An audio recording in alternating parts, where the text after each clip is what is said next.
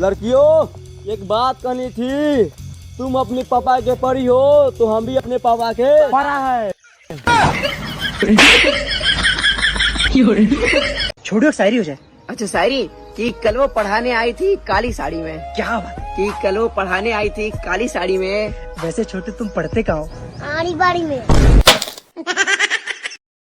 अशरफ भाई। हाँ भाई। हाथी के कितने दांत होते? 2। तो एक अपनी गांड में डाल लेना।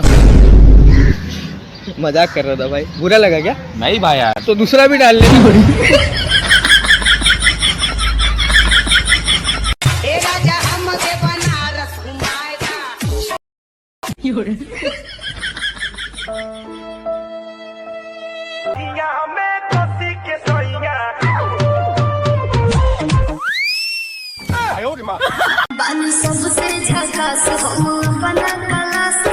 कौना क्लास में हो? आड़ी बाड़ी में, आड़ी बाड़ी में, आड़ी बाड़ी में, आड़ी